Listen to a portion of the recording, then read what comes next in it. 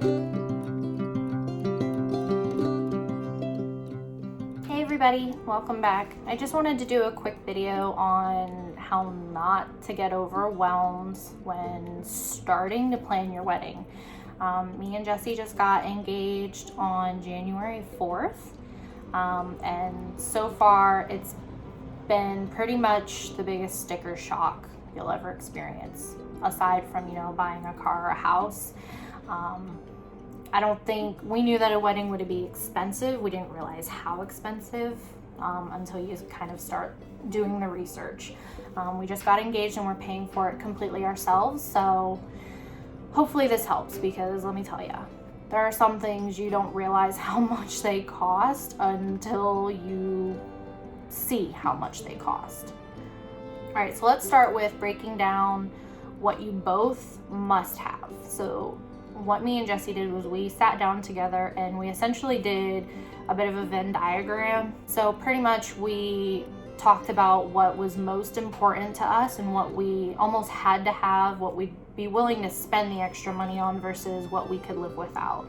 We were actually a little surprised by some of the things we decided that we don't necessarily have to have. So the first thing that we realized was going to be a big cost was the cake. Some people don't realize how much those, the tiered wedding cakes are. Cake wasn't something that we needed to have, so we decided that we're just gonna do 2 or 3 sheet cakes. So if you don't know what a sheet cake is, if you've ever seen those big birthday party cakes, they're big rectangular cakes. They come in different sizes, but you get two or three of those big rectangular cakes, and they feed about 40 to 50 people each.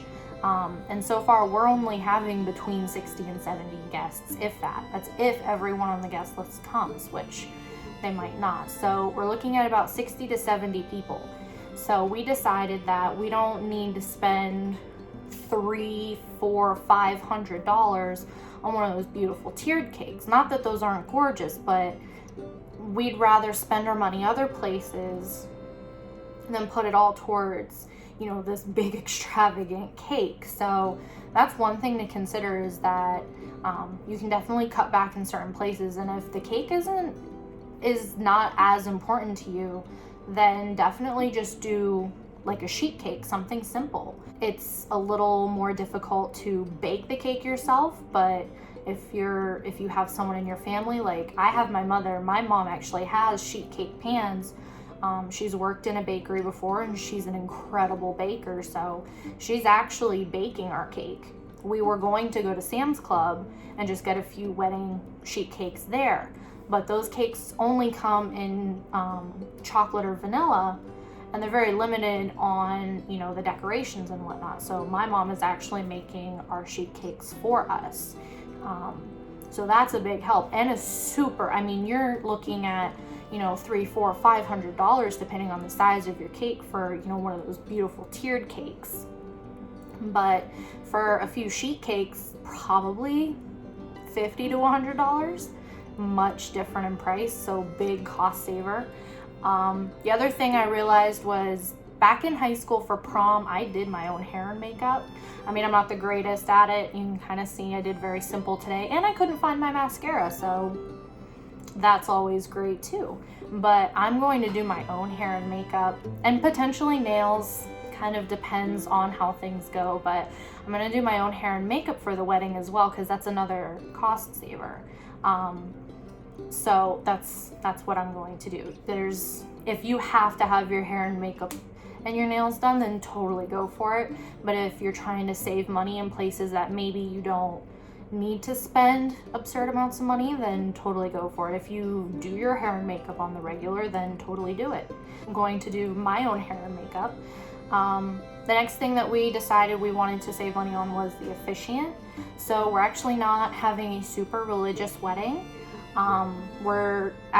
We kind of asked one of our friends. It's Jesse's long time, they've known each other since they were practically in diapers, friend. We reached out to him. Jesse texted him and asked if he'd be willing to get ordained to be our officiant, and 5 minutes later He asked if we were getting married in Pennsylvania, where we live, and Jesse said yes. And then another 5 minutes later, he responded with a screenshot of his official paperwork that he got ordained in Pennsylvania. So we're having one of our good friends be our officiant, so that's another really good cost to save money on. And plus, it's more personal that way. I feel like I'd rather have somebody we know to be the officiant than somebody that we don't. But I mean, to each their own. If you're gonna have, you know, a religious officiant or whatnot, then totally go for it. But that is another option to save a few bucks on the wedding. And plus, you can have someone up there that you know really well. They know you and your fiance, and it'll just make it a more special moment. The thing that we realized we were going to save money on is invitations and save the dates and all that stationery. Man, is it expensive. I downloaded the Zola app on my phone. Love it. It's amazing. Highly recommend it. If that's the first thing you do when you get engaged, is download like the Zola or the Knot app, I definitely recommend it. One of those apps is going to help you kind of kickstart and figure out exactly where to go and what to do from the get-go. So my Zola account, I created, you know, rough invitations to get an idea of how much they would be. And you can actually request like free samples of one in person to see what it looks like before you order all of them from the get-go. And so I did that, and it said that the invitations would be like $480 for like 80 invitations, and I almost lost it. And then I was talking with my fiance's brother and my mom.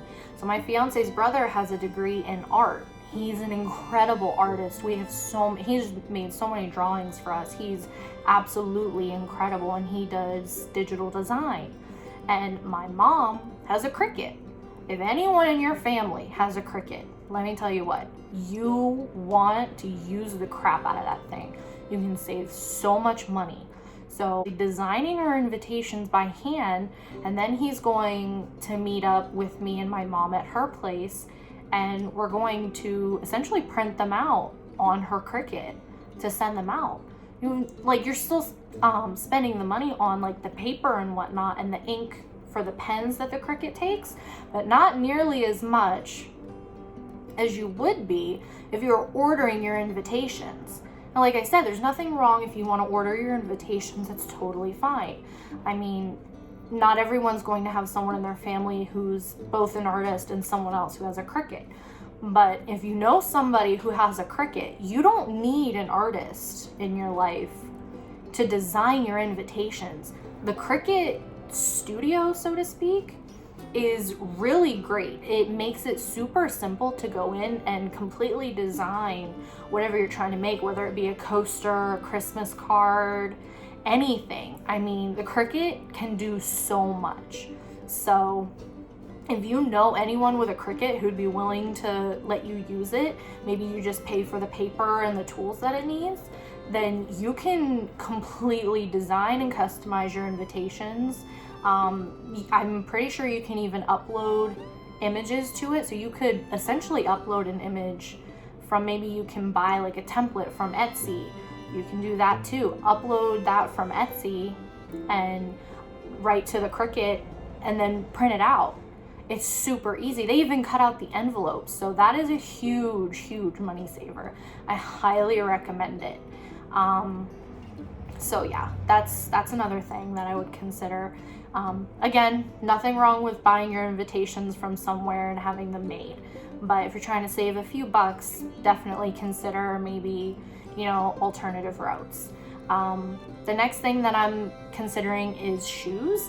So me and Jesse are about the same height, so I can't wear heels to the wedding.